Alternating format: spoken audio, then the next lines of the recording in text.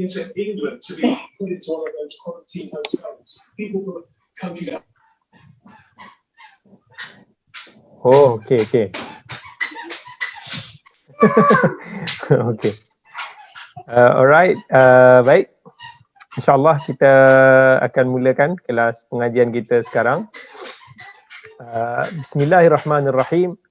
Assalamualaikum warahmatullahi wabarakatuh. Innal hamdalillah nahmaduhu wa nasta'inuhu wa nastahdihi wa nastaghfiruh wa na'udzu billahi min shururi anfusina wa min sayyiati a'malina. May yahdihillahu fala mudilla lahu wa may yudlil fala hadiya lahu. Asyhadu an la ilaha illallah wahdahu la syarika lah wa asyhadu anna Muhammadan abduhu wa rasuluhu wa safiyyuhu min baini khalqihi wa khaliluh. Rabbi shrah li sadri wa yassir li amri wahlul 'uqdatam min lisani yafqahu qawli, amma ba'd.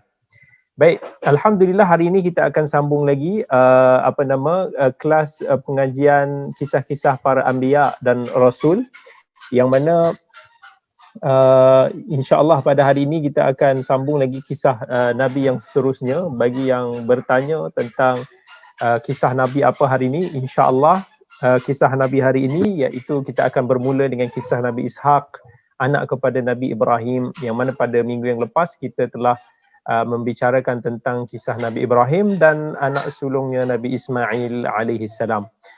Jadi insya-Allah kepada penonton-penonton yang dihormati yang bersama-sama dengan kita pada malam ini di Zoom dan juga di Facebook Live menerusi page Global Ihsan, saya juga telah sharekan di page saya. Begitu juga bersiaran di live IG. Ahlan wa sahlan wa marhaban bikum. Jadi insya-Allah seperti biasa pada malam ini kita akan memulakan kelas pengajian kita memandangkan mungkin isyak semakin lewat sedikit. Jadi saya telah dipinta oleh host untuk nak memulakan sedikit lewat 10 minit lewat lah daripada pukul 9 untuk nak memberikan ruang kepada sahabat-sahabat yang menunaikan solat isyak supaya dapat hadir bersama dengan kita pada malam ini. Baik, insya-Allah kita teruskan lagi kisah pengajian kita pada malam ini yang berkisah tentang kisah Nabi Ishaq alaihi salam, anak kepada Nabi Ibrahim. Yang mana kita telah sebutkan bahawa Nabi Ishaq alaihi salam lahir masa umur Nabi Ibrahim dah cecah umur 100 tahun. Yang mana sebelum ni kita ada sebut bahawa Nabi Ishaq ni dilahir selepas daripada abang dia Nabi Ismail lebih kurang 13 ataupun 14 tahun selepas daripada kelahiran Nabi Ismail alaihi salam. Masa ibu dia Sarah diberikan khabar gembira di atas kelahirannya, masa tu pun Sarah dah mencapai usia 90 tahun. Masa malaikat datang kan, kalau ingat minggu lepas ataupun pada minggu lagi satu yang lepas, kita dah bincang bahawa ada malaikat dan datang ke rumah Nabi Ibrahim, yang mana Nabi Ibrahim bertanya tentang Nabi Ibrahim tanyalah siapa tetamu ni, dan mereka datang khabar untuk nak bagi tahu bahawa Nabi Sarah mengandungkan anak mereka iaitu Ishaq, wa basyarnahu bi Ishaq nabiyyan minas salihin wa barakna alaihi wa ala Ishaq wa min dzurriyyatihi muhsinun wa zalimun li nafsihi mubin. Yang mana para malaikat ni dibagi tahu kepada Nabi Ibrahim, kami telah berikan khabar gembira tentang kelahiran Ishaq, iaitu anaknya selepas daripada Nabi Ismail, seorang nabi yang termasuk daripada kalangan orang-orang yang saleh. Kami telah limpahkan keberkatan di atasnya dan ke atas Ishaq, dan di antara anak cucunya ada yang berbuat baik dan ada pula yang berlaku zalim terhadap diri masing-masing. Itu kisahnya lah. Maksudnya Nabi Ishaq ni lahir 13 atau 14 tahun selepas kelahiran Nabi Ishaq. Allah puji Nabi Ishaq dalam pelbagai ayat dalam Al-Quran, yang mana antaranya Nabi SAW sendiri sebutkan dalam hadis. Bila ditanya, Nabi kata orang yang mulia, putera orang yang mulia, putera orang yang mulia, putera orang yang mulia. Ibnul Karim, Ibnul Karim, Ibnul Karim, Ibnul Karim. Maksudnya berderitlah keturunan Nabi Ibrahim ini yang merupakan para nabi, sebab tu mereka ini adalah keturunan yang mulia. Anak Nabi Ibrahim, Nabi Ishaq, anak Nabi Ishaq, Nabi Yaqub, anak Nabi Yaqub, Nabi Yusuf. Keempat-empat berturut-turut susu galu keturunan ini adalah merupakan para nabi dan para rasul. ada sebahagian daripada ahli kitab menyebutkan bahawa ketika Nabi Ishaq bernikah dengan seorang wanita bernama Rifqah binti Batwail, masa tu usia Nabi Ishaq dah mencecah umur 40 tahun. Masa tu Rifqah ni adalah wanita yang mandul. Kemudian Nabi Ishaq berdoa kepada Allah untuk isterinya supaya dapat mengandung. Kemudian dimelahirkan dua anak kembar. Yang pertama yang namakan sebagai Ais, yang kemudiannya orang-orang Arab ni dipanggil Ais lah. Ais yang dianggap sebagai bapa kepada bangsa Romawi. Yang kedua lahir dalam yang kedua dinama sebagai Yaqub, ataupun nama sebenarnya adalah Israel. Yang kalau kata keturunan Bani Israel ni datang daripada keturunan Nabi Yaqub alaihissalam, berdasarkan kepada nama Nabi Yaqub itu sendiri, iaitu Israel. Dan sebahagian daripada ahli kitab menyebutkan bahawa Ishaq dia lebih sayang Nabi Ishaq ni dia lebih sayang Ais. Mula-mulanya dia lebih sayang Ais daripada Yaqub, sebab itu adalah anak pertama dia. Tetapi Rifqah, isteri dia, lebih sayang kepada Yaqub sebab dia lebih manja, lebih kecil. Jadi diorang kata ketika usia Nabi Ishaq ni dah tua dan penglihatan Nabi Ishaq ni mula kabur, pernah dia minta makanan daripada Ais. Kemudian Nabi Ishaq perintahkan dia untuk pergi berburu dan masak untuk dia. Dengan maksud dia, Nabi Ishaq ni nak minta keberkatan dan berdoa kepada Allah untuk dia lah. Jadi Ais ni seorang pemburu yang handal. So dia pun pergi berburu. Rifqah pun isteri dia minta kepada anaknya, adik dia iaitu Yaqub, untuk nak sembelih 2 ekor kambing yang paling baik dan memasak masakan yang paling disukai oleh ayahnya. Kemudian Rifqah, isteri ibu ni, diperintahkan dia untuk nak hidangkan sebelum kedatangan abang dia, Ais tersebut, supaya ayah dia doakan dia dulu. Kemudian Rifqah pun pakaikan Ais pakaian al-Ais kepada Nabi Yaqub. Lepas tu dia perhiaskan siap-siap semua. Dan kemudian ketika Yaqub datang kepada ayahnya dan dihulurkan makanan tersebut kepada ayahnya, Nabi Ishaq masa tu sampai tak kenal Yaqub ni, sebab di make up lain macam. So bila ditanya siapa kamu, Nabi Yaqub kata your son. Kemudian Nabi Ishaq pun peluk dan dia kata daripada suara kamu, sebab masa tu Nabi Yaqub ni Nabi Ishaq dah tak nampak sangat kan, penglihatan dia dah kabur. So dia dah tak berapa cam dah. So cumanya dia datang, dia peluk, dia pegang-pegang badan, dia kata daripada suara engkau macam Yaqub, tapi daripada kulit dan baju engkau macam Ais, sebab ibu dia Rifqah pakaikan baju Ais dekat Yaqub. Kemudian lepas makan, Nabi Ishaq pun berdoa agar diberi kemampuan lebih daripada saudara-saudara yang lain dan menjadi pemimpin bagi mereka dan seluruh bangsanya setelah nanti dia dikurniakan anak. Kemudian Nabi Yaqub pun pergi dan datanglah Ais. Dia pun bawa makanan yang diinginkan oleh ayahnya. So Nabi Ishaq tak nampak, dia tanyalah siapa ni. Dia kata, Ais pun jawab, ni makanan yang kau inginkan lah. Kemudian Nabi Ishaq pun bagi tahu, bukan ke engkau baru sahaja bawakan makanan tu untuk aku, dan aku dah makan dan berdoa untukmu. Sebab dia ingat yang Yaqub tadi tu macam Ais. Dia pun confused. Sebab Yaqub tak bagi tahu tu dia kan. Bila dia jawab your son tu, suara dia tu macam tak apalah, sikit je. Tapi bila Nabi Ishaq peluk-peluk, dia ingat Ais. Sebab Rifqah ni nak Nabi Ishaq ni doakan untuk Nabi Yaqub. Kemudian Ais kata, tak, aku demi Allah tak ada datang tadi. So daripada situ Ais dia tahu bahawa adik dia dah mendahului dia, dan masa tu dia dah mula rasa jealous kepada Yaqub. And sebahagian kalangan ahli kitab juga ada sebut bahawa Ais pernah mengancam untuk nak membunuh Yaqub bila orang tua dia dah meninggal. Dan Ais dia minta kepada ayahnya untuk didoakan. So Nabi Ishaq didoakanlah supaya keturunannya membesar kuat, diberi kelebihan rezeki dan buah-buahan. And masa ibu dia dengar bahawa Ais berjanji untuk nak bunuh Yaqub, dia pun perintahkan Yaqub untuk pergi jumpa dengan seorang bibik dia di daerah Haran, dan dia pun minta supaya anak dia tinggal dekat sana sampai perasaan abang dia tu reda sikit, dah kurang jelas, dah tak marah lagi. And dia pun nasihatkan kepada Nabi Yaqub untuk nak bernikahlah ketika itu.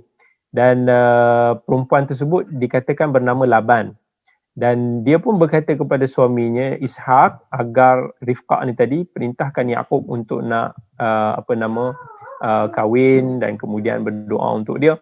Dan kemudian Nabi Yaqub pun pergi daripada kampung dia saat itu, dan bila dia sampai dekat satu tempat, dia tidur kat sana, dan dia ambil sebiji batu yang dia letak di bawah kepalanya, kemudian dia tertidur. Kemudian dalam tidurnya tu dia bermimpi macam para malaikat naik turun, yang mana Allah berfirman, ya Allah kata kat dia, aku akan memberikan barakah kepadamu dan memperbanyakkan anak keturunanmu, dan aku akan sediakan tempat ini bagimu dan anak keturunanmu. Dan masa Nabi Yaqub terbangun, dia rasa happy dan dia gembira, dia bernazar kepada Allah, sekiranya dia dapat kembali kepada keluarga dia dengan selamat, dia akan membangunkan sebuah tempat ibadah kepada Allah, dan seluruh rezekinya akan daripada 1/10 tu akan dikhususkan untuk agama Allah. Kemudian dia ambil batu yang digunakan untuk bantal tu, kemudian dia namakan tempat tersebut dengan dia jadikan tempat tu sebagai tempat tanda lah. So dia dibagikan, dia disebut sebagai Baitullah, yang mana sekarang ni dikenali sebagai Baitul Maqdis. Baitul Maqdis yang dibangunkan asalnya oleh Yaqub. Bahasa orang putih dipanggil Jacob, sebagaimana yang kita nanti akan jelaskan lah. Dan bila sampai di tempat pakciknya di Haran, so dekat sana dia tahu pakcik dia ada 2 anak perempuan. Yang tertua dipanggil sebagai Layyah dan yang termuda dipanggil sebagai Rahil. Rahil ni dia cantik lagi lah daripada Layyah. Dan kemudian Nabi Yaqub pun mohon keizinan untuk berkahwin dengan Rahil, dan pakciknya pun bersetuju dengan syarat Nabi Yaqub boleh gembalakan kambing dia, usahakan ternakkan kambing ayahnya ni, mentuanya ni selama 7 tahun. Dan setelah beberapa tempoh berlalu dengan kehidupannya dengan Laban pakciknya ini, dan juga setelah diberkahwin, satu malam ni dia didatangi oleh Layyah, iaitu kakak ipar dia lah. So memang masa tu dikatakan pandangan mata Layyah ni sangat lemah dan mempunyai wajah yang tak berapa nice lah, tak berapa cantik lah, senang cerita. Jadi masa bangun pada pagi hari, Yaqub pun dia dia pun kata, engkau telah tipu. Maksudnya sesungguhnya engkau dah janji untuk nak nikahkan aku dengan Rahil, tetapi lepas aku kahwin, bangun pagi tu tengok, sebab mungkin dulu dia tutup kan, tak nampak, tengok bukan Rahil, tapi kakak dia Layyah yang tak berapa cantik. Jadi pakcik dia pun kata, bukan kebiasaan kami untuk nak kahwinkan adik sebelum kakak. Jadi kat situ dia katalah, kalau engkau betul-betul sayangkan Rahil, kerjalah lagi 7 tahun dan aku akan nikah kaukan dengan Rahil. So Nabi Yaqub pun terus bekerja selama 7 tahun dengan pakciknya tu. Kemudian pakciknya pun mempertemukan Rahil dengan saudaranya Layyah, yang pada masa itu syariat pada masa itu membenarkan untuk nak mengkahwini 2 adik-beradik sekaligus. Kan pada syariat Nabi Muhammad sallallahu alaihi wasallam tak boleh untuk nak kita kahwin dengan si kakak dan adik pada masa yang sama. Jadi itu berbezalah manhaj. Allah pun dah kata dalam Quran, walikullin ja'alna minkum syir'atan wa minhaja. Dan dan setiap daripada syariat itu ada manhaj yang tersendiri. So So mungkin ada beberapa amalan syariat itu berbeza walaupun akidah yang satu. Kemudian bila dengan ada kelemahan pada layar sebabkan kekurangan wajahnya, fizikalnya begitu, dan layah ni dia ada anak yang diberikan nama sebagai Zulfa, dan Rahil ada anak lain ataupun pula ada anak nama dia Balha. And Allah pun kurniakan kepada layah ni beberapa anak lelaki. Anak yang pertama Nabi Yaqub adalah Rubail, kemudian Syam'un, kemudian Lawah, dan kemudian Yahuda. Dan keadaan itu telah menjadikan Rahil ni cemburu sebab masa tu dia belum hamil lagi masa tu. Kemudian Balha. Balha ni minta maaf, Balha ni dia adalah hamba lah, dia adalah hamba. Jadi hamba di Balha pun hamil juga. Rahil belum lagi mengandung. Dan daripada Balha ni lahir anak-anak lelaki yang dinamakan sebagai Dan. Kemudian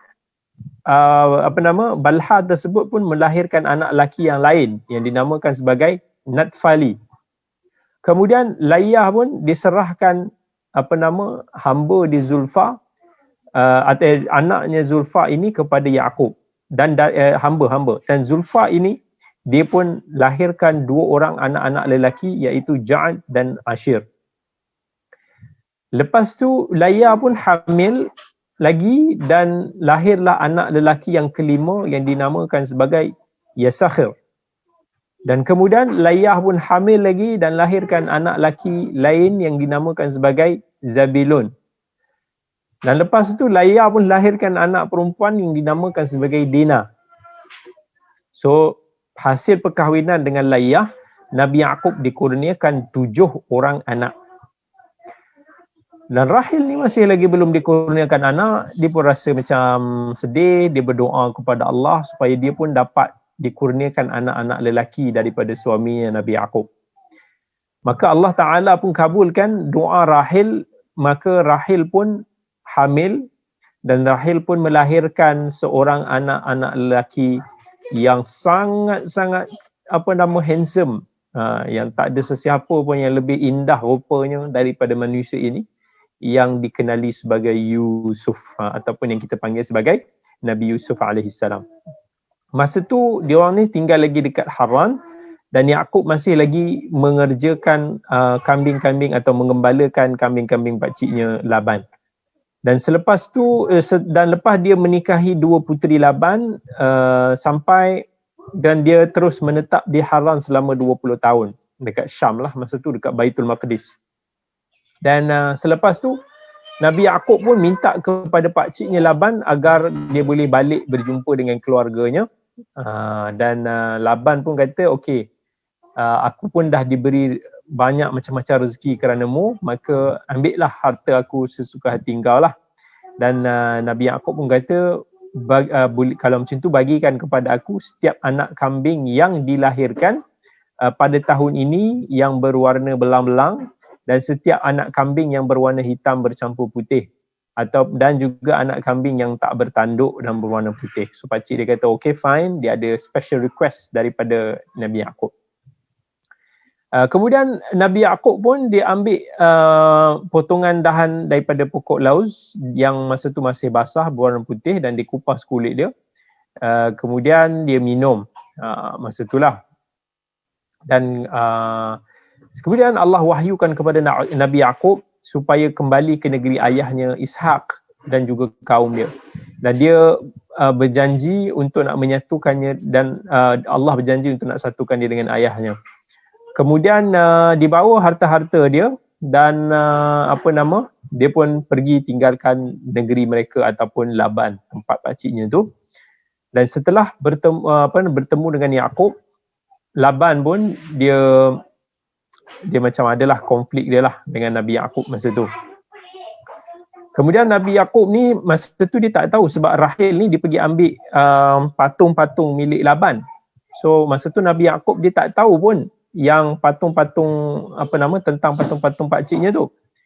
Dia tak mau pun ambil patung-patung tu sebenarnya. And yang ambil tu anak kepada Laban, isteri kedua kepada Nabi Yaqub, Rahil. Dia ambil sembunyi-sembunyi patung-patung tu dan untuk ni nak bawa pergi. Masa itulah berlakulah konflik di antara keluarga-keluarga tu sikit. Sampailah akhirnya Nabi Yaqub pun keluar dan dia sampai kepada satu daerah ni. Nabi Yaqub disambut oleh para malaikat dan kemudian Nabi Yaqub pun dia kirimkan seorang utusan kepada saudaranya, abang dia iaitu Ais, untuk nak cuba berbaiklah ketika itu. Dan masa tu utusan dia pun pulang dan sampaikan kepada Nabi Yaqub bahawa Ais dah berkeluar, dibawa 400 orang pergi kepada dia sebab mungkin nak bunuh ke nak serang ke. Dan Nabi Yaqub ni dia memang sangat takut lah. Dia takut bila dengar abang dia nak pergi bunuh dia. Dia berdoa kepada Allah supaya Allah lindung dia daripada kejahatan abangnya Ais tersebut. Dan dia pun sendiri dah siapkan hadiah yang besar untuk nak bagi ke abang dia. Dia dah siapkan 200 ekor kibas, 20 kambing jantan, macam-macam lah. Ada untanya, ada lembunya untuk nak dihadiahkan kepada abang dia. Hasil daripada ternakan dia yang didapat daripada pakciknya Laban. Kemudian Yaqub pun menyuruh beberapa budak dia untuk nak bawa ataupun mengiringi haiwan-haiwan tersebut lah. Dan dia kata, dipesan kalau kau jumpa dengan Ais, dia tanya siapa punya ni, untuk siapa, cakap kat dia adalah milik hamba engkau Yaqub dan dihadiahkan semua ni untuk kamu Ais. Kemudian itulah konflik Nabi Yaqub dengan abang dia. Dan pokok ceritanya is Nabi Yaqub pun dia buat perjalanan lah, dia pun balik sebab dia risaulah kalau kata berlaku konfrontasi. So akhirnya sebahagian ahli kitab juga dia ada sebutkan kisah tentang Dina binti Yaqub, anak perempuan kepada Nabi Yaqub hasil daripada perkahwinannya dengan Layah. Yang mana kemudiannya Dina adalah kisah dia dengan Syahim bin Jamur yang memaksa dia untuk nak adalah dia melamar semua bla bla bla, tapi kisah Nabi Ishaq dan Nabi Yaqub ini sebenarnya tidak banyak diceritakan, melainkan setelah apa kisah-kisah yang ada disebutkan sebahagiannya oleh ahli kitab dan juga apa yang disebutkan di dalam Al-Quran, kisah Nabi Yaqub bersama dengan Nabi Yusuf. And as for information juga, Rahil selain daripada dia melahirkan Nabi Yusuf, dia selepas tu dia melahirkan lagi adik Nabi Yusuf yang dinamakan sebagai Bunyamin. So Bunyamin ni dan Nabi Yusuf ni adalah adik-beradik betul. Yang lain-lain ni semua adalah adik-beradik tiri. Tiri ke? Ataupun tiri lah kot. And kemudian bila melahirkan Bunyamin, Rahil ni pun meninggal. So anak-anak lelaki Nabi Yaqub ni ada 12 orang. So daripada isterinya Layah lahir tadi kita kata Raubil, Syam'un, Lawi, Yahuda, Yeshakhir, Zabilun, dan daripada Rahil lahirnya Nabi Yusuf, Bunyamin, dan daripada hamba dia Rahil lahirnya Da'd dan Natfali, dan daripada seorang hamba Layah lahirnya Ja'ad dan juga Ashir. Jadi akhirnya Nabi Yaqub ni sempat mendatangi ayahnya Nabi Ishaq dan dia pun menetap di sana di daerah Kanaan di mana Nabi Ibrahim atuknya dulu pernah tinggal, dan tak lama kemudian Nabi Ishaq pun jatuh sakit dan meninggal dunia dikala usia 180 tahun, dan Nabi Ishaq dimakamkan oleh kedua puteranya Ais dan Yaqub berdampingan dengan atuk mereka Nabi Ibrahim, yang mana kalau kita tengok masya-Allah usia manusia pada zaman tu masih lagi dekat-dekat 200 tahun kan. Nabi Ibrahim pun disebut usianya dalam sekitar tu juga, hampir 200 tahun usia dia. 70 tahun, begitu kan. Itu apa yang apa yang diceritakan. Kemudian apa yang kita nak ceritakan ialah kisah Nabi Yaqub berserta dengan Nabi Yusuf alaihi salam. Sebab Nabi Yusuf alaihi salam dia cerita dia segandingan dengan Nabi Yaqub. Kalau kita nak tahu, Allah dia memperuntukkan satu surah yang khas untuk Nabi Yusuf alaihi salam pada juzuk 12. Itu penuh dengan kisah Nabi Yusuf yang disusun cantik, yang mana saya boleh katakan itu antara kisah yang paling indah diceritakan dalam Al-Quran. Dan itu juga adalah antara surah yang menjadi favourite saya juga, kisah Nabi Yusuf alaihi salam. Jadi saya nasihatkan kepada semua yang hadir, if ada peluang, bacalah surah Yusuf dan juga terjemahan daripada Nabi Yusuf. Sesungguhnya dia ada pengajaran yang sangat-sangat baik. Baik, kisah Nabi Yusuf, anak kepada ibunya Rahil bin Yaqub, kan? Yang mana Allah pun sebut dalam Al-Quran, nahnu naqussu 'alaika ahsanal qasasi bima auhayna ilaika hadzal Quran. Sesungguhnya kami akan menceritakan kepada kamu kisah yang terbaik yang telah kami wahyukan kepadamu di dalam Al-Quran ini. Wa in kunta min qablihi laminal ghafilin. Sedangkan kamu sebelum ini termasuk daripada kalangan orang-orang yang belum tahu tentang kisah ini. Ini ayat yang pertama sekali. Ayat 1 sampai 3 dalam surah Yusuf sendiri Allah dah sebut. Awal-awal lagi start memang Allah dah kata kami akan cerita kepada kamu kisah yang sangat indah ini. Yep, actually ni macam saya bagi tahu, this is the best story yang kita boleh baca di dalam Al-Quran, iaitu surah Nabi Yusuf. Okay. Kemudian apa yang Allah kata? Inna anzalnahu Qur'anan Arabiyyan la'allakum ta'qilun. Kami telah turunkan Quran itu dalam bahasa Arab supaya kamu dapat berfikir dengan baik. Dan bahasa Arab ini adalah bahasa Al-Quran. Sebab tu sangat penting bagi kita semua untuk nak mendalami bahasa Arab. Yang penting, ini bahasa yang sepatutnya kita dahulukan. Bahasa yang mana kalau kita tengok masyarakat hari ini dah mula abaikan. Kalau kita pun nak ajar anak kita, kalau boleh kita nak anak kita pandai English dulu. Tak pandai Arab pun tak apa. Sebab kita rasakan bahawa bahasa Inggeris ni adalah bahasa perantara, bahasa yang penting. Memang kita tak nafikan itu bahasa yang sangat-sangat penting, tetapi janganlah kita lupakan bahasa Arab sebagai bahasa Al-Quran, sebab Al-Quran itu kalamullah yang kita kena baca, yang kita cuba nak fahami kisah-kisahnya. At least bila kita faham bahasa Arab tu, bila kita baca Al-Quran tu, memang kita akan rasa perasaan yang lain macam. Kita akan lebih mudah tersentuh, dia akan membantu kita untuk nak menghayati, bertadabbur dan sebagainya. Maka sebab tu uslub Al-Quran bila Allah cerita tentang kisah-kisah dalam Al-Quran ini, Masya Allah, Tabarakallah, dia memang memberikan implikasi dan impak yang besar kepada kita yang membaca kalamullah ini. Kemudian Allah Azza wa Jalla pun sebut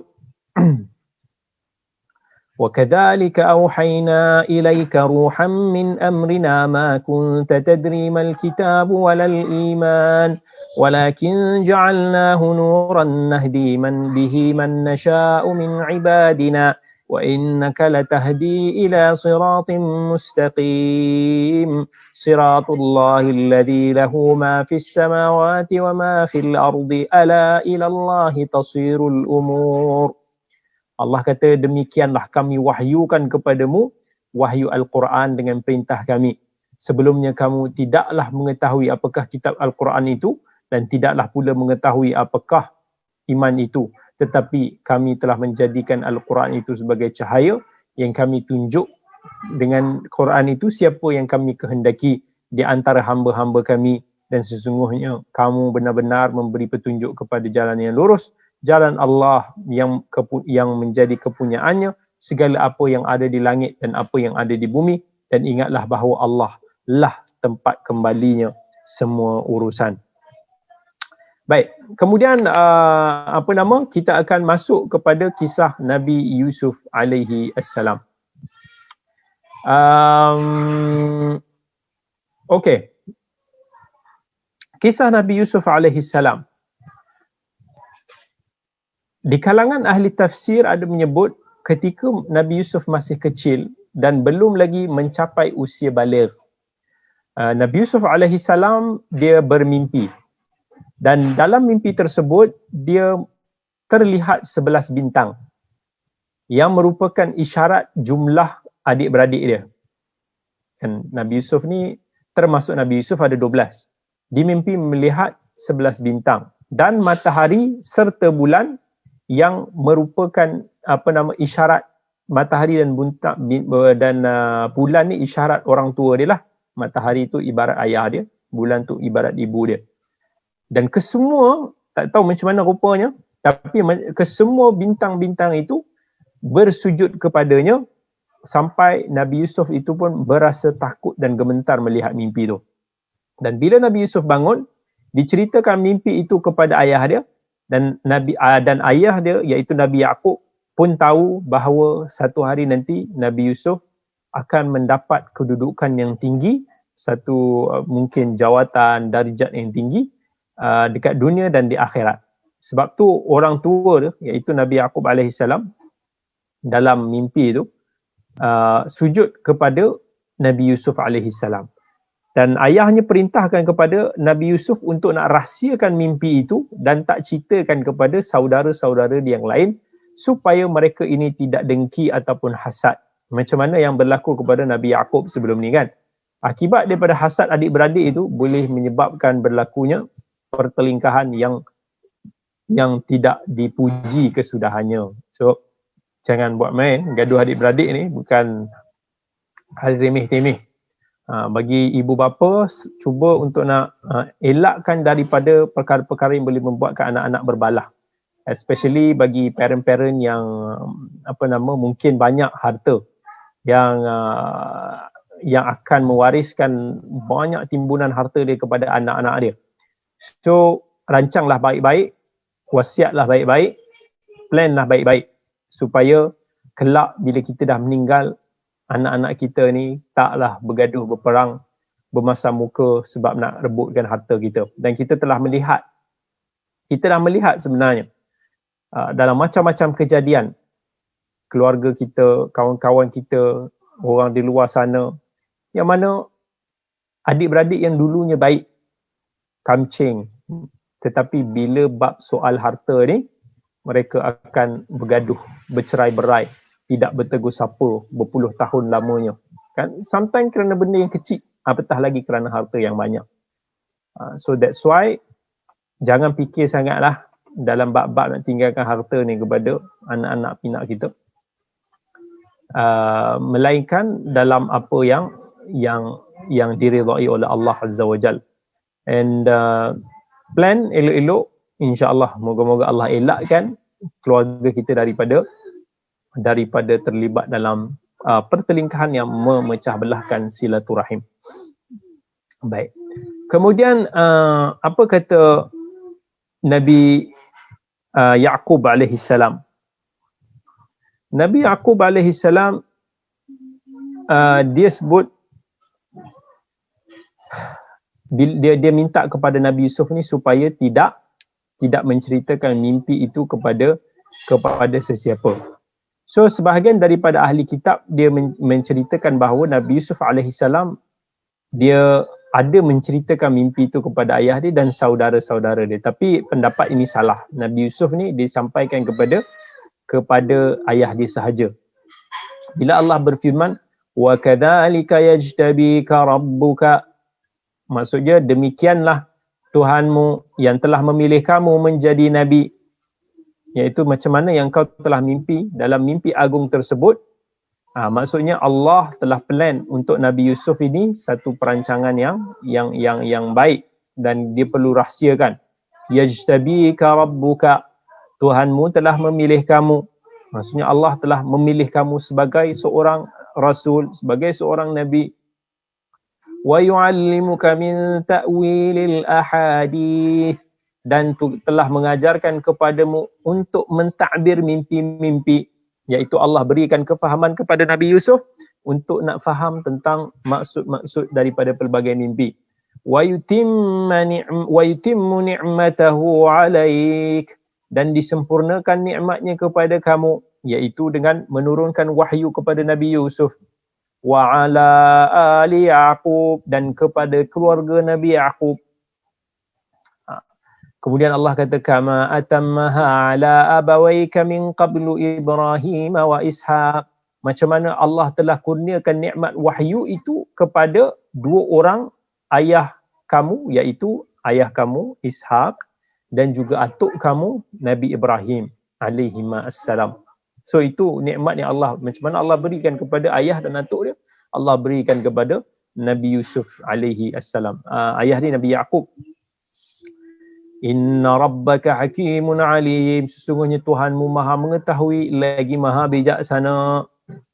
Kemudian Allah Azza wa Jal pun sebut lagi dalam firman dia, Qul amanna billahi wa ma unzila alaina wa ma unzila ala Ibrahim wa Ismail wa Ishaq wa Ya'qub wal asbab.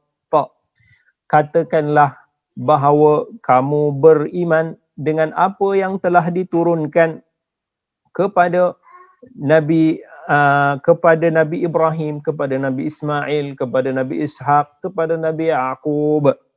Katakanlah kamu beriman. Kemudian sebab tu Nabi SAW dulu pernah ditanya dalam sebuah hadis, Nabi kata, siapakah manusia yang paling mulia? Nabi jawab, Yusuf. Dia adalah seorang Nabi Allah, anak kepada Nabi Allah, anak kepada Nabi Allah, anak kepada kekasih Allah. Itu kelebihan Nabi Yusuf yang luar biasalah. 4 susu galur dia adalah daripada kalangan ni.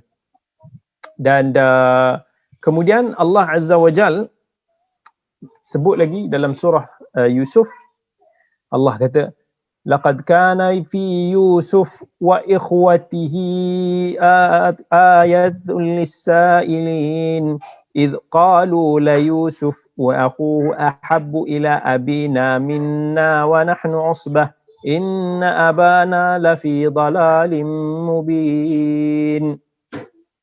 Dia kata dia punya adik-beradik ni dah mula jealous. Dia kata sesungguhnya Nabi Yusuf dan adiknya Bunyamin ni ayah kita lagi sayang. Anak kepada Rahil ni, adik-beradik Nabi Yusuf ni dah mula rasa jealous, kan? Padahal kita ni patut lebih bagus lah. Kita ni lebih tua, kita ni lagi banyak tolong. Tapi kenapa ayah kita lagi sayang kepada Nabi Yusuf dan Bunyamin daripada ibunya Rahil yang telah meninggal dunia? Kemudian kata adik-beradik Nabi Yusuf, uqtulu Yusuf aw itrahuhu ardan yakhlu lakum wajhu abikum wa takunu min ba'dihi qauman salihin. Qala qailun minhum la taqtulu Yusuf wa alquhu fi ghayabatil jubbi yaltaqithu ba'du as-sayyarati in kuntum fa'ilin. Salah seorang daripada adik-beradik dia kata, kita bunuh Yusuf dan buang dia dekat satu daerah yang tak dikenali, supaya perhatian ayah kita ni hanya tertumpu pada kita sahaja. Dia dah tak ada lah, dah tak ada Yusuf ni, happy lah dia. Dan lepas tu kita jadi anak-anak yang baik. Tapi salah satu daripada adik-beradik Nabi Yusuf kata, jangan kita bunuh Yusuf, tapi kalau nak, kita pergilah tinggalkan dia dekat satu telaga, nanti tiba-tiba ada mana-mana orang-orang yang mengembara ni jumpa, dia pergi pungut. Itulah cerita kedengkian adik-beradik Nabi Yusuf kepada Bunyamin, disebabkan sayangnya. Dia kata ayah dia sayang kepada dia lebih. Padahal dia kata kami ni lebih ramai, kan, dia daripada ibunya Laiyah ni semua. Dia kata kami ni lebih ramai, kami lebih kuat. Tapi dia pun salahkan ayah dia, kata inna abana lafi dhalalin mubin. Ayah kita ni memang sangat-sangat confused dah ni. Kan, masa tu Nabi Yaqub pun mungkin dah makin tua. So dia pun bermesyuarat untuk bunuh Nabi Yusuf. yang kita kata dia plan nak buang ke satu daerah mayat dia supaya orang tak jumpa lagi. Dan lepas tu kita bertaubat lah, kita jadi baik balik lepas daripada tu. Tapi seorang tu dia kata, qala qailum minhum la taqtulu Yusuf. Salah seorang adik-beradik dia kata, salah seorang adik-beradik itu ada berbeza riwayat. Sebahagian mufassir kata dia adalah abang tiri dia Syam'un, ada yang mengatakan Yahuda, tapi ada juga yang kata anak sulung Nabi Yaqub iaitu Raubil. Jangan kita bunuh dia, tapi kita tinggalkan dia dekat telaga supaya ada orang boleh pungut. Itu tindakan yang lebih utama untuk nak mereka lakukan. Kemudian Allah Azza wa Jalla sambung lagi, qalu ya abana ma laka la ta'manna ala Yusuf wa inna lahu lanasihun arsilhu ma'ana ghadan yarta' wa yal'ab wa inna lahu lahafizun. قال إني ليحزنني أن تذهبوا به وأخاف أن يأكله الذئب وأنتم عنه غافلون قالوا لئن أكله الذئب ونحن عصبة إنا إذا لخاسرون. Dia pun kata dekat di pujuk ayah dia kata, wahai ayah kami, apa sebabnya kamu tak percaya pada kami? Padahal kami orang yang always nakkan kebaikan untuk adik kami ni. Jomlah, bagilah kami nak bawa dia pergi berjalan-jalan esok supaya dia dapat enjoy, dapat main-main. InsyaAllah kita akan jaga. Tapi Nabi Yaqub ni dia dah sense something. Dia pun kata, aku khawatir kamu pergi bersama Yusuf. Yusuf ni anak yang paling disayang lah. Sebab aku khawatir kalau nanti kamu terleka, dia akan dimakan oleh serigala. Tapi anak-anak dia pun kata, kalau dia pun diserang oleh serigala, kami ni kuat ayah. Jangan risau. Kalau kami biarkan Yusuf ni kena serang serigala, kamilah yang rugi, malulah kami. Kami kuat ni, kami ramai. Dia pun pujuk supaya Nabi Yaqub ni boleh bagi keizinan, ayah dia bagi keizinan untuk nak bawa adiknya ini. And kemudian akhirnya Nabi Yaqub pun berikan keizinan, dan sebahagian daripada riwayat ahli kitab disebut Nabi Yaqub suruh Nabi Yusuf ni pergi ikut belakang saudara dia punya adik-beradik dia ni. Sampai dekat tengah-tengah jalan lah, dia suruh ikut. Itu sebahagian daripada riwayat ahli kitab. Kemudian Allah Azza wa Jalla sebut lagi dalam Quran, فَلَمَّا ذَهَبُوا بِهِ وَأَجْمَعُوا أَنْ يَجْعَلُوهُ فِي غَيَابَةِ الْجُبِّ وَأَوْحَيْنَا إِلَيْهِ لَتُنَبِّئَنَّهُمْ بِأَمْرِهِمْ هَذَا وَهُمْ لَا يَشْعُرُونَ. Dia kata masa diorang pun dah pergi, diorang pun dah sepakat, diorang pun buat konspirasi, diorang pun tinggalkan Nabi Yusuf dalam telaga yang jauh. Kemudian dia pun kata dia pun datang balik jumpa dengan ayah dia.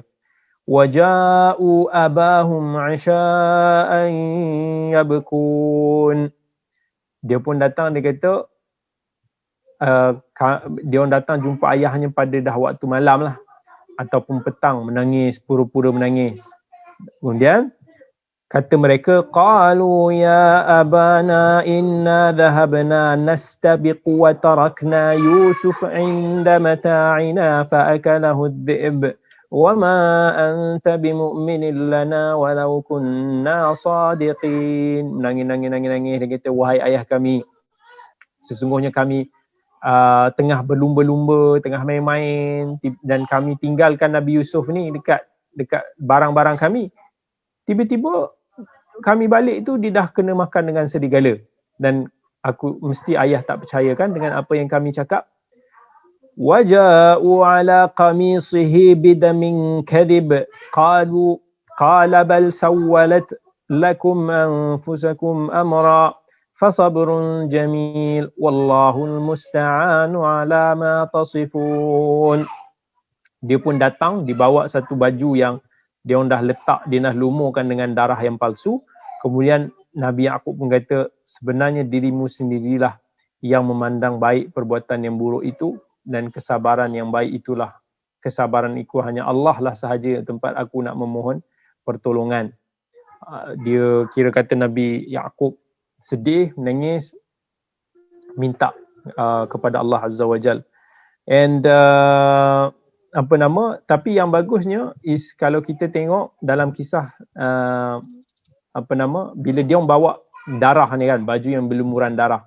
Darah tu sebenarnya darah seekor anak kambing yang dia dah sembelih, dan dia ambil darah tu dia letak dekat baju Nabi Yusuf untuk nak buat-buat konon-konon Nabi Yusuf ni dimakan oleh serigala. Dan dia orang cubalah koyak cari-carikan juga baju tu nak tunjukkan bukti bahawa adik mereka ini telah dimakan oleh serigala. Kemudian dalam riwayat ahli kitab, Rubail, abang sulung kepada Nabi Yusuf ni, dia yang dikatakan dia yang bagi cadangan supaya Nabi Yusuf ni ditinggalkan dekat telaga, dan dia cadangkan semula supaya bila tengok ayah dia menangis, dia kesian, dia kata kita tak apalah, kita ambil lah balik, mungkin Yusuf masih ada lagi kat telaga tu, kita bagi balik. Tetapi dia orang dah terlupa dah kat mana telaga tersebut, dan pada masa yang sama akhirnya Nabi Yusuf dah tak ada dalam telaga tersebut. So masa tu dia katakan Rubail ni menangislah, menyesal, koyak-koyak baju dia. Ini yang dikatakanlah asal kisahnya. Dia orang tinggalkan, dia orang balik, tapi dia orang tak bagi tahu ayah dia lagi yang Nabi Yusuf dah hilang. Tapi bila balik tu menyesal, dia nak pergi ambil balik Nabi Yusuf, dah tak ada dalam terigi tu. So dia orang kata alamak sudah, kat mana nak cari Nabi Yusuf. So bila dia orang dalam keadaan panik, dia orang pun nampak kambing tu, dia orang sembelih, dan dia orang pun fikirkan muslihat, apa alasan kita nak bagi pada ayah kami. Itu plan dia lah yang diceritakan oleh ahli kitab. So bila Nabi Yaqub ni dia tengok baju Nabi Yusuf ni koyak-koyak, dan dia berasa sedih lah, dia sedih sangat. Dan kemudian Allah Azza wa Jal sebut dalam Al-Quran, وَجَاءَتْ سَيَّارَةٌ فَأَرْسَلُوا وَارِدَهُمْ فَأَدْلَى دَلْوَهُ قَالَ يَا بُشْرَى هَذَا غُلَامٌ وَأَسِرُّوهُ بِضَاعَةً وَاللَّهُ عَلِيمٌ بِمَا يَعْمَلُونَ وَشَرَوْهُ بِثَمَنٍ بَخْسٍ دَرَاهِمَ مَعْدُودَةٍ وَكَانُوا فِيهِ مِنَ الزَّاهِدِينَ وَقَالَ الَّذِي اشْتَرَاهُ مِنْ مِصْرَ لِامْرَأَتِهِ أَكْرِمِي مَثْوَاهُ عَسَىٰ أَنْ يَنْفَعَنَا أَوْ نَتَّخِذَهُ وَلَدًا وَكَذَلِكَ مَكَّنَّا لِيُوسُفَ فِي الْأَرْضِ وَلِنُعَلِّمَهُ مِنْ تَأْوِيلِ الْأَحَادِيثِ وَاللَّهُ غَالِبٌ عَلَى أَمْرِهِ وَلَكِنَّ أَكْثَرَ النَّاسِ لَا يَعْلَمُونَ وَلَمَّا بَلَغَ أَشُدَّهُ آتَيْنَاهُ حُكْمًا وَعِلْمًا وَكَذَلِكَ نَجْزِي الْمُحْسِنِينَ. Iaitu Allah ni dikhabarkan kisah Nabi Yusuf ni masa dia tengah berada dalam telaga. Nabi Yusuf pun termenung, ditinggalkan oleh abang-abang dia, tunggu pertolongan, sampailah ada datang satu rombongan pengembara. And sebahagian ahli kitab ni dia menyebut bahawa pengembara ni dia ada bawalah beberapa makanan, kacang, nenas, beberapa buah-buahan lain. Mereka ini tengah dalam perjalanan daripada Syam nak pergi ke Mesir. Kemudian diorang masa nak ambil air perigi tu untuk nak buat minum ataupun keperluan lain. Masa tu dia turunkan timba, angkat timba tu, tengok ada Nabi Yusuf tengah pegang dekat tali tu. So diorang pun macam terkejut. Oh, ya busyra hadha gulam wa asarruhu bida'ah. Kan dia kata, oh this is good news. Macam mana boleh ada seorang budak kat dalam ni? So dia pun kata tak apalah, kita sembunyikan dalam caravan kita, dalam rombongan kita ni. Kita buat-buat macam kita nak jual Nabi Yusuf. Dan Allah kata Allahu alimun bima ya'malun. Allah tahu apa yang mereka kerjakan. Iaitu Allah tahu atas apa yang dilakukan oleh saudara-saudara Nabi Yusuf, dan juga kegembiraan orang yang menemui Nabi Yusuf yang tadi itulah. Kemudian ada hikmah sebenarnya. Maksudnya benda ni semua ada hikmah. Macam mana Allah nak realisasikan mimpi Nabi Yusuf alaihi assalam. Itu akan menjadi asbab macam mana Nabi Yusuf akan boleh diseludup, dibawa ke bumi Mesir. So masa adik-beradik Nabi Yusuf ni disedar bahawa Nabi Yusuf dah diambil oleh orang-orang yang sedang musafir. So dia cuba nak follow lah, cari balik rombongan-rombongan tu. Dan dia pun adalah nego dekat rombongan tu. Katanya ini adik kami, biarlah dia bersama dengan kami ataupun kami belilah dia dengan harga yang murah. Ada macam-macam riwayat. So itu yang dia kata washarauhu bi thamanin bakhsin darahim. Kami nak cuba beli balik dengan harga beberapa dirham. Itu adik-beradik masih lagi cuba nak nak beli balik Nabi Yusuf tu. Sampai ada riwayat menyebut harga dia nak jual dengan 40 dirham. Kemudian Allah kata وَقَالَ الَّذِي اشْتَرَاهُ مِنْ مِصْرَ لِامْرَأَتِهِ أَكْرِمِي مَثْوَاهُ. Dan orang-orang Mesir yang beli daripada dia pun, orang tu dia kata kat isteri dia, okey, bagi budak ni, Nabi Yusuf ni tempat yang baik. Orang yang beli Nabi Yusuf tu kemudian buat baik pada dia, kita jaga dia. Asa an yanfa'ana aw nattakhidahu walada. Moga-moga dia satu hari nanti dia akan bermanfaat kepada kita ataupun kita boleh anggap dia sebagai anak angkat kita. So itu kasih sayang lah daripada keluarga baru Nabi Yusuf di Mesir yang mana mereka itu telah membeli Nabi Yusuf. Allah nak berikan keluarga yang baik kepada Nabi Yusuf alaihissalam. Sebahagian ulama kata Nabi Yusuf dibeli oleh seorang penduduk Mesir yang masa tu menteri yang bertugas di bahagian perbendaharaan negeri Mesir. Ibnu Ishaq dia kata nama kepada Al-Aziz ni gelaran lah penguasa yang beli Nabi Yusuf ni. Ibnu Ishaq kata nama dia adalah Asfir bin Rauhib. Masa tu Mesir tengah dikuasai oleh seorang raja yang bernama Rayyan bin Walid yang daripada suku Amlak, kan. Kemudian isteri kepada penguasa tersebut yang Allah kata dalam Quran Imra'atul Aziz tu nama dia Ra'il binti Ra'il. Ada juga yang kata nama isteri kepada Aziz penguasa tersebut nama dia Zulaikha. Tapi ada yang kata Zulaikha ni adalah panggilan dia, gelaran dia. Some riwayat lain kata nama dia sebenarnya adalah Zulaikha. So terbaliklah, ada macam-macam riwayat. Ada yang kata nama dia sebenarnya adalah Fakka binti Yanus. Ini ada riwayat Tha'labi daripada Ibnu Hisham.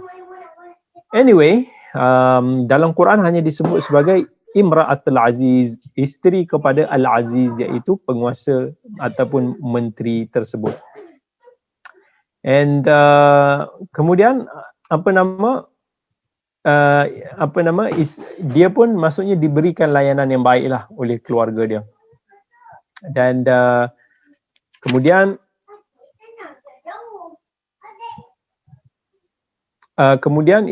kalau kita nak tahu Allah Azza wa Jalla sebut lagi dalam Al-Quran, wa kadzalika makkanna li Yusufa fil ard, dan demikianlah kami memberikan kedudukan yang baik kepada Nabi Yusuf di bumi Mesir. Allah telah takdirkan bahawa satu hari nanti Yusuf akan dapat satu kedudukan yang baik. Allah tetapkan dia bersama dengan keluarga sang menteri supaya insya-Allah dia akan mendapat kehidupan yang baik nanti. Walinu'allimahu min ta'wilil ahadith, dan agar kami ajarkan kepada Nabi Yusuf itu untuk nak mentakbir mimpi, untuk nak faham mimpi-mimpi orang. Wallahu ghalibun ala amrih, dan Allah itu yang berkuasa terhadap segala urusan. Walakinna aktsaran nasi la ya'lamun, tapi kebanyakan orang tak tahu. Kemudian Allah Azza wa Jalla sebut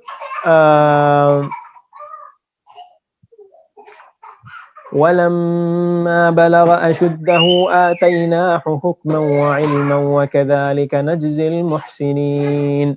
Dan masa Nabi Yusuf ni dah dewasa, kami jadikan dia hikmah dan orang yang berilmu. Maksudnya Nabi Yusuf ni membesar sebagai anak yang baik, bukan setakat tampan tetapi juga sangat-sangat berilmu, sangat-sangat bijaksana. So ini semua peristiwa-peristiwa yang masa proses pembesaran Nabi Yusuf sebelum menjadi dewasa, sebelum berusia 40 tahun. And dikatakan riwayat Allah biasanya lantik para nabi ni pada ketika usia 40 tahun. Kemudian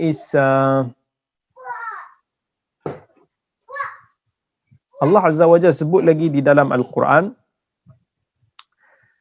وراودته التي هو في بيتها عن نفسه وغلقت الأبواب وقالت هيت لك قال معاذ الله إنه ربي أحسن مثواي إنه لا يفلح الظالمون ولقد همت به وهم بها لولا أن رأى برهان ربه كذلك لنصرف عنه السوء والفحشاء إنه من عبادنا المخلصين واستبق الباب وقدت قميصه من دبر وألف يا سيدها لدى الباب قالت ما جزاء من أراد بأهلك سوءا إلا أن يسجن أو عذاب أليم قال هي راودتني عن نفسي وشهد شاهد من أهلها إن كان قميصه قد من قبل فصدقت وهو من الكاذبين وإن كان قميصه قد من دبر فكذبت وهو من الصادقين فلما رأى قميصه قد من دبر قال إنه من كيدكن إن كيدكن عظيم يوسف أعرض عن هذا واستغفري لذنبك إنك كنت من الخاطئين. Itu apa yang Allah Azza wa Jalla sebutkan tentang kisah wanita tu, isteri kepada menteri tersebut yang Nabi Yusuf tinggal di rumahnya.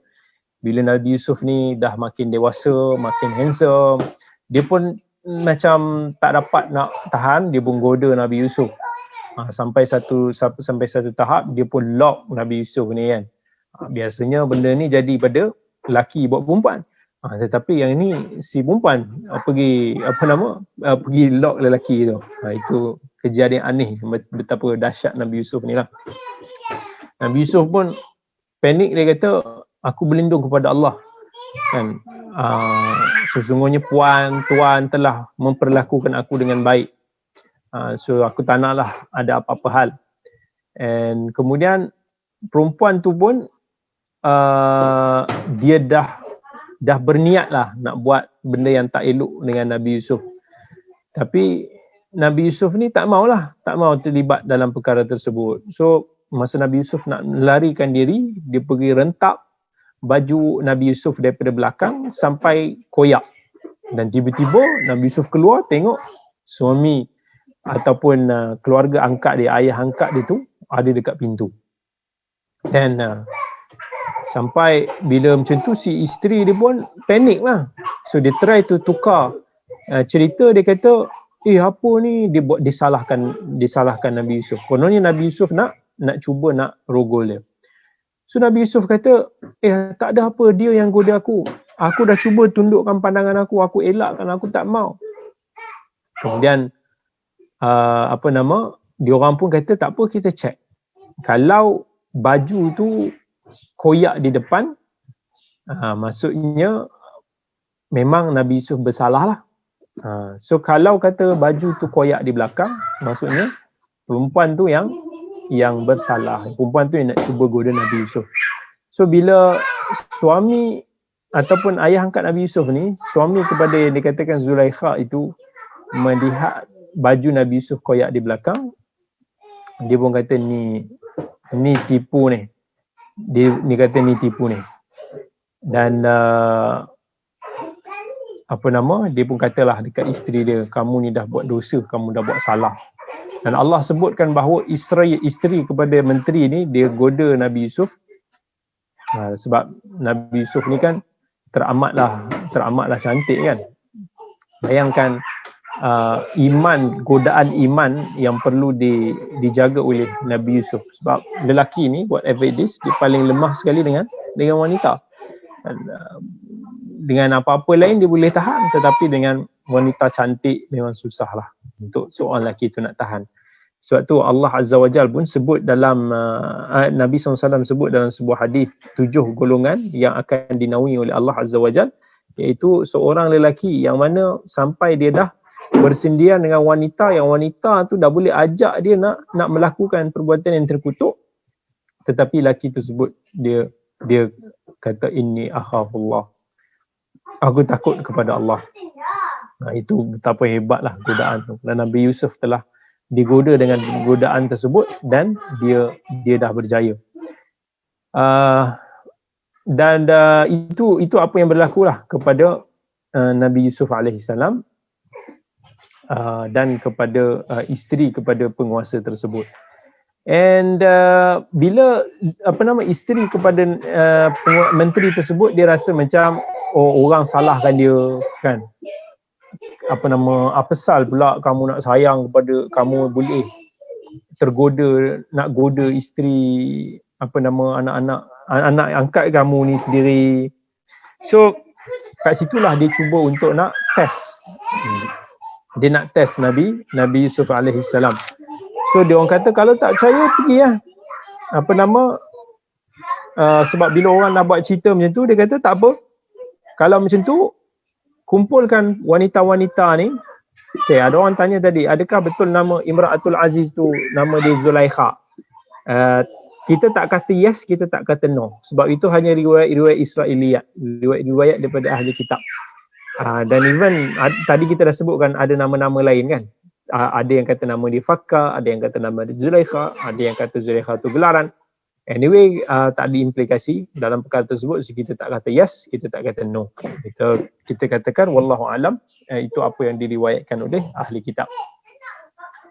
Jadi anyway, isteri kepada menteri ni dia kata bila dia dengar ramai orang perempuan duk kritik dia, dia kata okay, let's go, okay fine, kumpulkan semua. Kumpulkan semua. And kita tak apalah, tengok, kau ingat aku ni sengaja ke nak tergoda dengan Yusuf tu.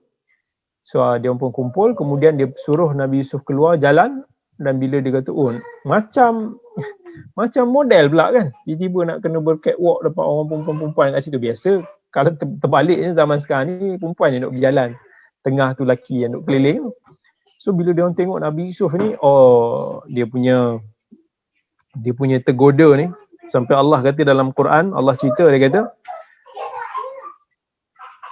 وقالت أخرجني فلما رأينه أكبرنه وقطعن أيديهن وقلنا حاش لله ما هذا بشرا إن هذا إلا ملك كريم قالت فذلكن الذي لمتنني فيه ولقد راودته عن نفسه.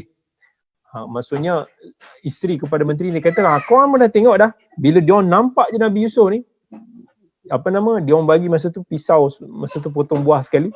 Dia orang potong buah, bila nampak Nabi Yusuf tu terlalu handsome tu sampai terpotong, terhiris jari. Tak sedar. Disebabkan terlampau, dia kata Masya Allah, handsome sungguh Nabi Yusuf. Perempuan boleh sampai ternganga macam tu. Kita pun tak tahu macam mana. Ini kebanyakan perempuan ni. Biasanya kecantikan ni subjektif kan. Ada orang kata lawa, ada orang kata tak lawa, ada orang kata biasa-biasa. Tapi ni perempuan-perempuan ni semua tercengang, terhiris tangan sendiri. So bila dia pun kata, this is not a human, this is an angel. Dia kata ini bukan manusia punya handsome ni. Ini dah tahap macam malaikat. Perempuan-perempuan tu macam menjerit. Kalau zaman sekarang ni kan, kita tengok perempuan-perempuan ni, kalau tengok artis ke apa, menjerit, nangis, punya macam histeria kan. Mungkin macam itulah juga keadaan dia. Jadi bila dah macam tu, isteri kepada menteri ni kata, tengok, kau jangan salahkan aku. Macam mana kau salahkan aku pula? Aku pun tergoda macam tu kan. Aku pun tergoda. So bila aku tergoda, kau jangan salahkan aku sebab bukan salah aku. So kau pun dah tengok sendiri, dia memang handsome. Susah untuk orang perempuan untuk nak tahan bila tengok kehansaman Nabi Yusuf alaihi salam. Dekat situ ada beberapa persoalan. Sama orang bertanya, dia kata, Ustaz, mana lagi handsome? Nabi Yusuf ke Nabi Muhammad sallallahu alaihi wasallam? So, saya katakan saya punya pandangan Nabi Yusuf daripada sudut handsome, rupa paras adalah Nabi Yusuf alaihi salam. Tapi Nabi Muhammad SAW adalah manusia yang mempunyai rupa aura yang luar biasa. Aura, so kena bezakan. Sebab memang ada hadis-hadis yang menceritakan bahawa sahabat ni segan nak tengok Nabi. Dia punya haibah dia nampak macam bulan purnama bercahaya. So kita kata itu daripada segi aura wajah dia. Tapi kita tak pernah dengar wanita-wanita melihat Nabi SAW dengan pandangan syahwat. Macam mana yang dikisahkan dengan kisah Nabi Yusuf AS. So kita tak kata Nabi Muhammad SAW tu sebagai satu handsome yang handsome seksi punya muka macam Nabi Yusuf. Nabi Yusuf, dia punya rupa paras dia punya wajah dia is definitely the most handsome man ever lived. Kan, yang paling itu saya teringat lagi, yang minta maaf kepada wanita-wanita dalam ni. Tengok kan, kecantikan ni biasanya sinonim dengan perempuan. Laki lah yang biasanya yang tergila-gila dengan perempuan-perempuan yang cantik. Perempuan ni taklah semestinya kehansaman lelaki tu jadi ukuran yang pertama. And walaupun perempuan mungkin dia tengok lelaki ni dengan sudut yang lain. Lelaki ni biasa dia tengok wanita ni dengan sudut pandangan yang, sebab tu lelaki ni dia mudah tergoda dengan wanita-wanita ni. Tetapi yang makhluk yang paling cantik kat dunia ni siapa? Lelaki ke perempuan? Lelaki juga. Lelaki juga yang paling indah sekali. Macam orang kata memasak, ni saja je gurau kan. Walaupun yang selalu memasak ni perempuan, tapi yang selalu top hebat-hebat chef-chef utama dunia ni kebanyakannya lelaki kan. Tengok Ustaz Reza kita ni, terror masak tu. Saya jarang masak, tapi Ustaz Reza kita terror masak. Allah, terror juga lelaki kan. Okey, itu kalau kita nak bagi tahu tentang daripada sudut rupa. Nabi Yusuf AS is very super duper, kita tak tahu macam mana kita nak kata kehandsaman Nabi Yusuf. Dan second is tak sahih, jangan anggap benda ni betul. Tak sahih yang mana orang kata kalau ibu yang mengandung nak anak dia handsome, dia baca surah Nabi Yusuf, surah Yusuf. Tak betul, tak ada fadilat tersebut. Ada orang kata anak-anak lelaki bagi nampak macam comel, handsome sikit baca surah Yusuf. Tak ada fadilat tu. Kalau nak baca surah Yusuf tu, bacalah. Kalau kata dia nak minta pada Allah nak supaya anak dia handsome, doalah pada Allah, ya Allah kurniakanlah rupa paras yang baik kepada anak aku. Tetapi tidak sahih nak kata ada fadilat bahawa baca surah Yusuf ini boleh memberikan anak lelaki ataupun anak lelaki yang handsome. Baik, now kita tengok kepada beberapa soalan. Okay, banyaknya soalan tiba-tiba. Okay. Now sekejap. Okay, saya bacakan soalan sekejap.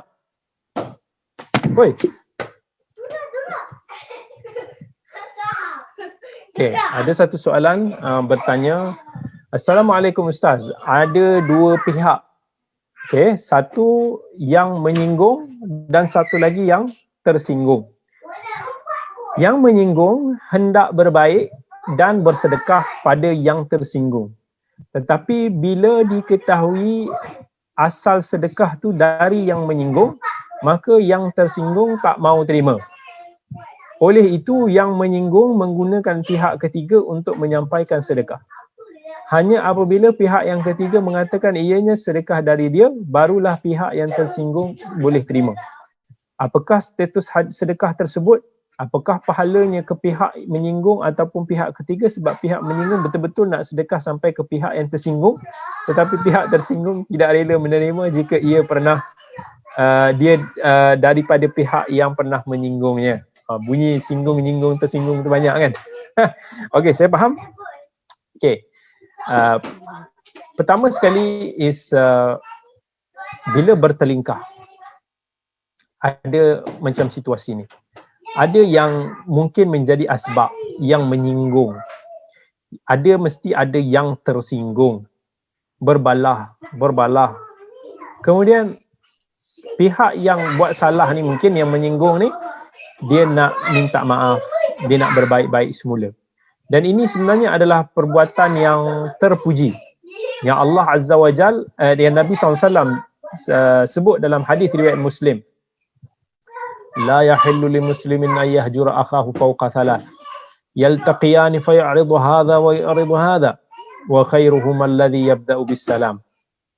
Nabi SAW kata tidak halal bagi seorang Muslim itu untuk dia merajuk menjauhi saudaranya lebih daripada 3 hari. Maksudnya benda-benda yang berbalah kerana urusan dunia ni jangan merajuk bergaduh lebih daripada 3 hari. Bila masing-masing berjumpa tak mau nak rendahkan ego, bergaduh, ni berpaling sini, ni berpaling sana. Kemudian Nabi puji, wa khairuhuma, dan sebaik-baik daripada dua pihak yang bertelingkah ini iaitu yang beralah dulu, yang memulakan dulu salam. So sebenarnya perbuatan orang yang menyinggung itu untuk nak berbaik dan untuk nak diberikan sedekah kepada orang yang disinggung sebelum ini, itu satu perbuatan yang terpuji. Dia beralah, dia cuba nak menghulurkan tanda minta maaf, dan dia memang ikhlas, dia nak bantu, dia nak sedekah, nak belanja dan sebagainya. Sepatutnya pihak yang tersinggung cuba untuk nak menerima atas dasar sesama Islam. Yang pertama sekali, kita tak mau merajuk lebih-lebih. Atas dasar agama, kita nak cuba untuk nak pulihkan keadaan. Jadi seharusnya kita terima. Yang kedua, Allah Azza wa Jal suruh kita makan ataupun ambil harta-harta yang baik. Ya ayyuhar rasulu kulu minat tayyibati wa'malu salihah. Ya ayyuhalladzina amanu kulu min tayyibati ma razaqnakum.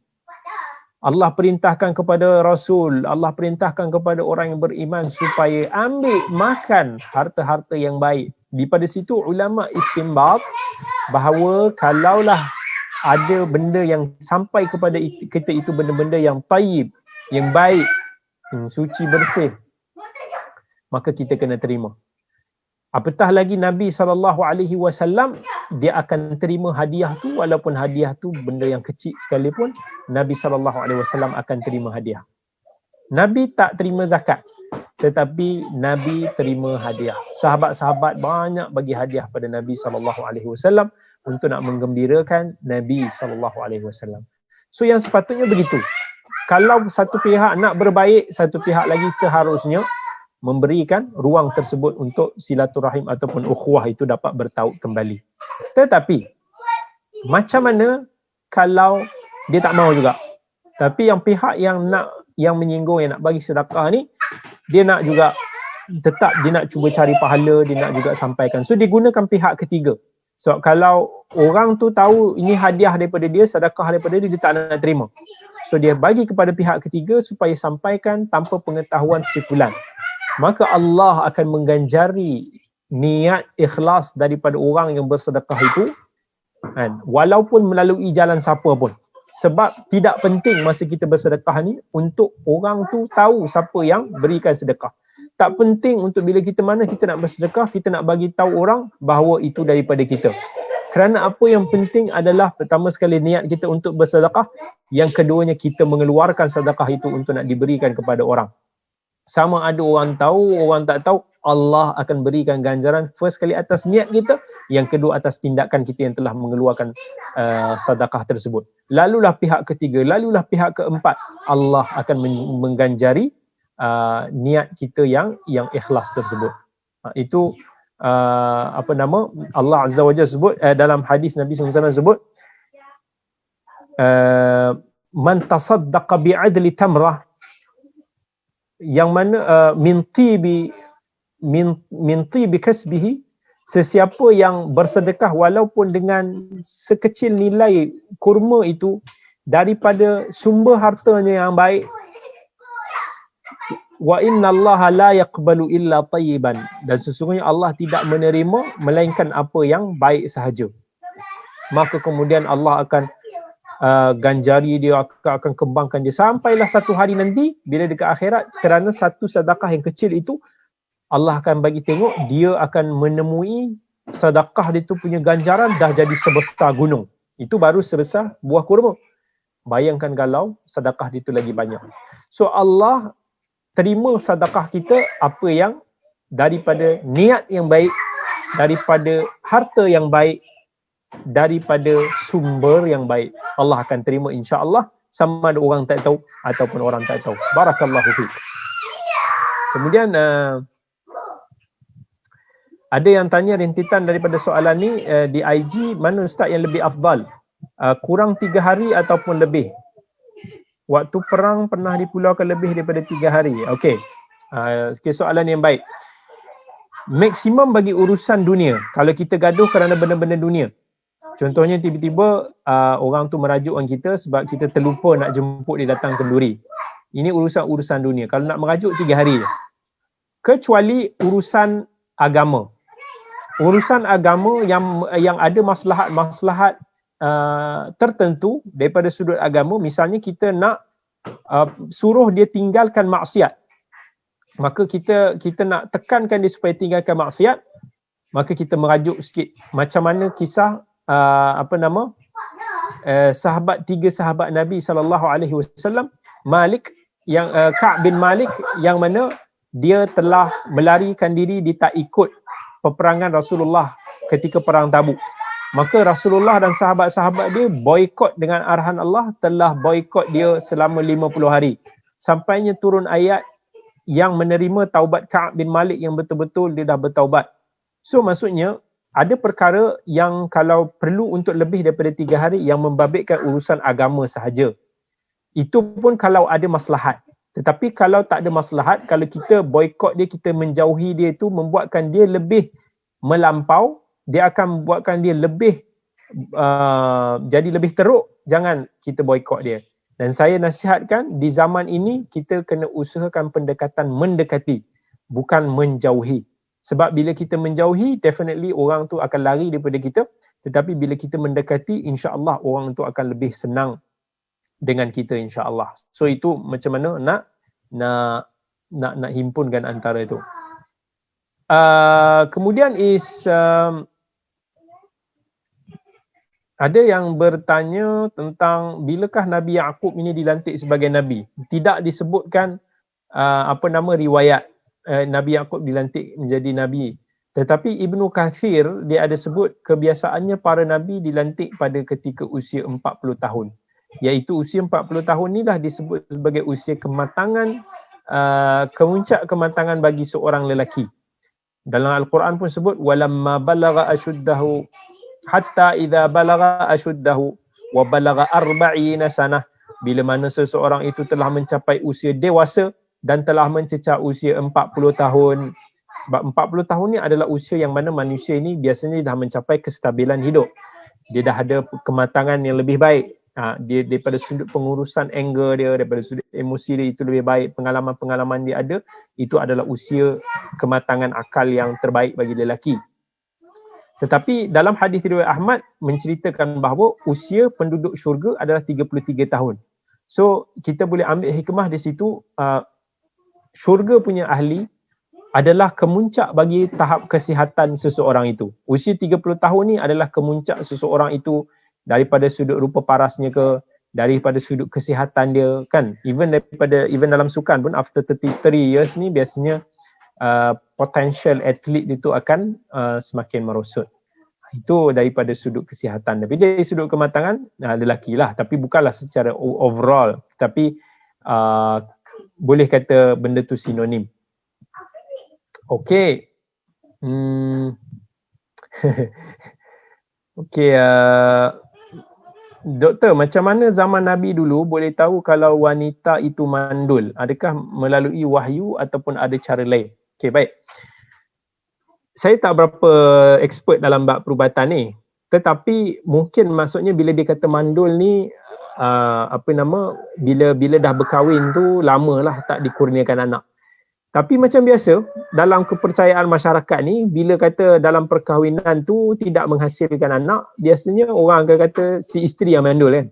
Tetapi boleh jadi mandul itu pada suami juga.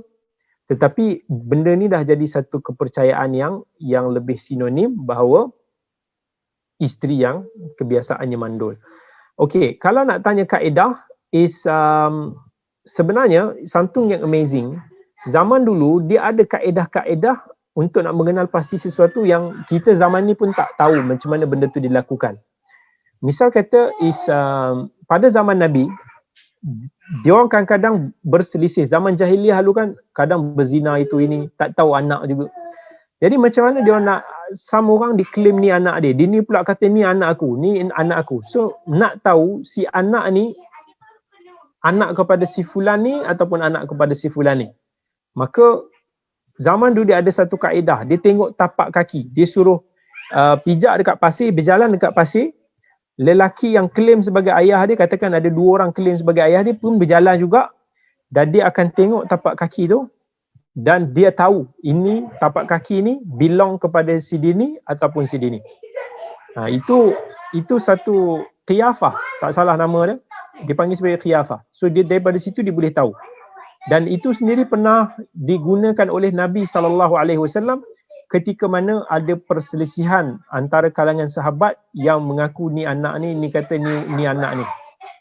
Nabi pernah gunakan qiyafah tu. Dan amazingly, saya sendiri masa belajar dekat Madinah dulu, tiba-tiba ada seorang Arab tu panggil saya lah. Dia tengok muka saya dan dia kata, tak pasal-pasal dia tanya, padahal dia bukannya kenal saya pun. Dia tak tahu pun latar background saya pun, tapi dia kata, kamu ni macam, kamu ni ada, tak tahulah atuk moyang kamu ni ada orang Arab ke? Dia kata, saya pun macam pelik. Macam mana dia tahu? Cuba sebab kalau sahabat-sahabat semua, tuan-tuan pun semua tengok muka saya ni, ada muka Arab tak? Langsung tak ada kan? Tak ada orang akan estimate bahawa saya ni daripada keturunan Arab. Tapi actually yes, moyang saya adalah Arab Yaman. Ayah saya bagi tahu. Kalau tengok rupa atuk saya sendiri pun, atuk saya ni dia dah mix Jawa lah. Tapi kalau tengok rupa dia tu macam orang Yaman, hidung mancung, lepas tu rambut dia pusing. Memang macam orang Yaman. Kalau dipakai macam tu nampak memang sebiji orang Yaman. Ayah saya dah nampak dah mix lah sikit. Tapi dia macam, saya pun terkejut, macam mana dia boleh tahu? Padahal muka saya ni langsung tak ada. Kalau orang nak kata ada keturunan Jepun ke Korea ke China, mungkin lah. Tetapi muka Arab ni memang tak ada iras langsung kan. Tapi sama orang dia boleh tahu. Dia ada that kind of zaman dulu punya benda itulah. Okay. Alright, kemudian ada orang tanya, Ustaz, nak tanya Fir'aun adakah zaman Nabi Yusuf? Kalau ada, kenapa Yusuf tak ditangkap oleh Fir'aun ataupun Fir'aun zaman tu beriman kepada Allah? Alright. Fir'aun ni adalah gelaran kepada pemerintah di Mesir. Macam mana kalau dipanggil Kaisar di Rom, ataupun dipanggil sebagai Sultan ataupun Khalifah untuk empayar Islam.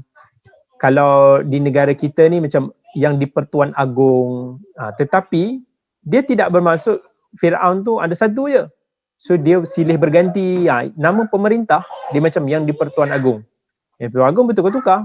Begitu juga dengan Fir'aun. Fir'aun ni hanya gelaran. So ada macam-macam. Yang pada zaman Nabi Musa itu Ramses. Yang mana jarak antara Nabi Yusuf sampai kepada zaman Nabi Musa alaihissalam dikatakan antara 400 hingga 600 tahun jarak dia. So banyaklah sebenarnya pemerintah Mesir yang telah berubah tangan.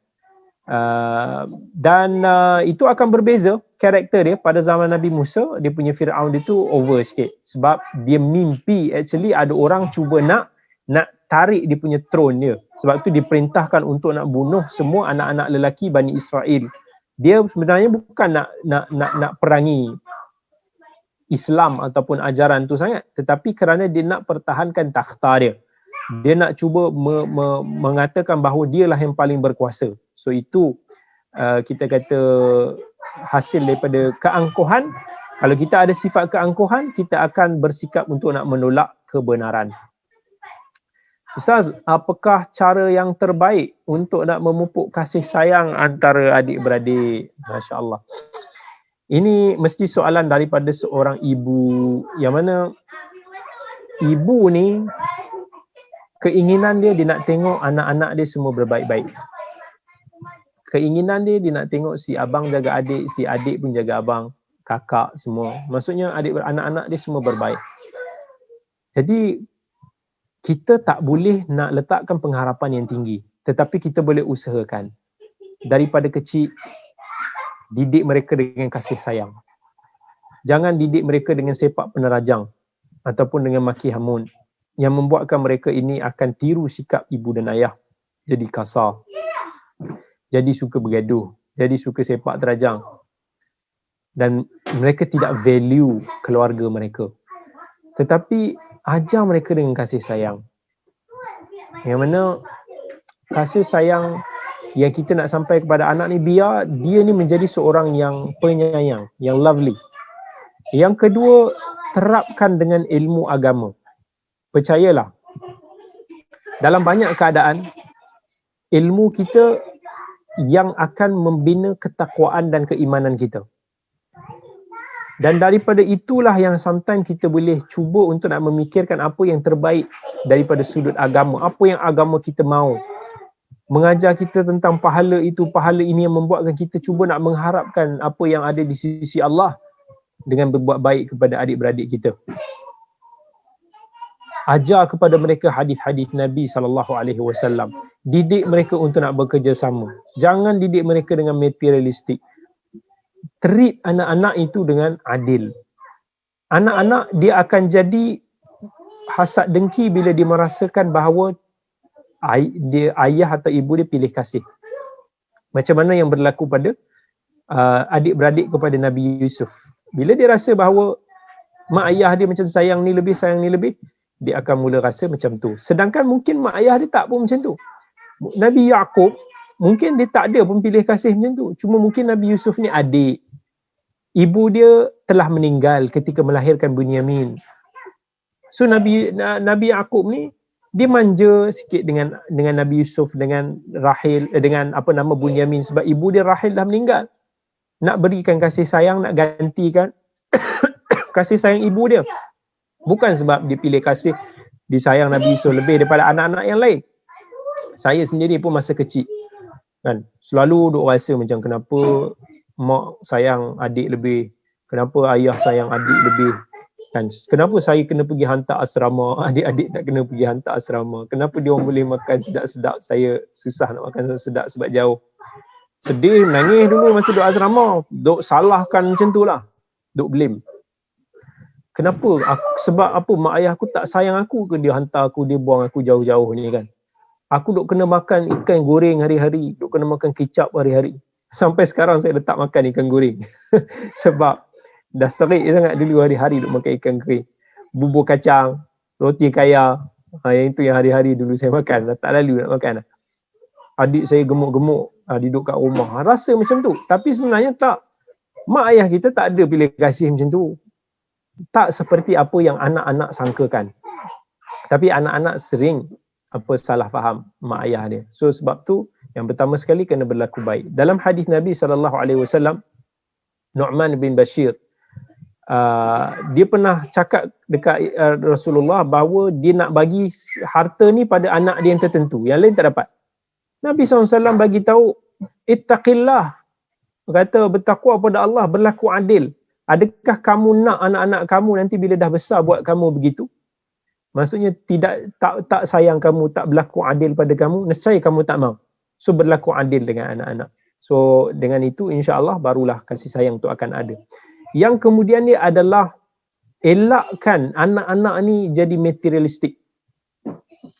Anak-anak ni kalau dia ada mata yang materialistik, kita pula ibu bapa dia kaya. Kalau ibu bapa dia tak kaya tu lain cerita. Ni ibu bapa dia kaya.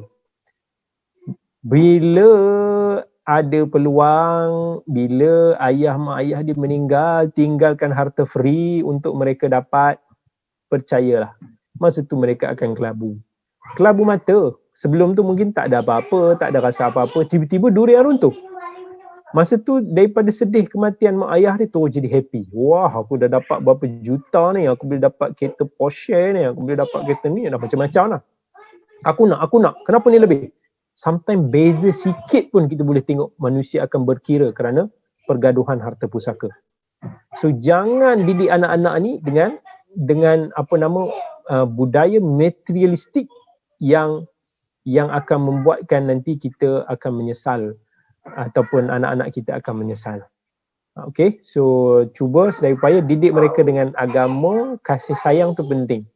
Agama dan kasih sayang it's very important untuk nak ni. Dan kemudian at the same time adalah kita always lah usahakan untuk nak buat aktiviti bersama keluarga, adik-beradik ni supaya diorang ni appreciate antara satu sama lain.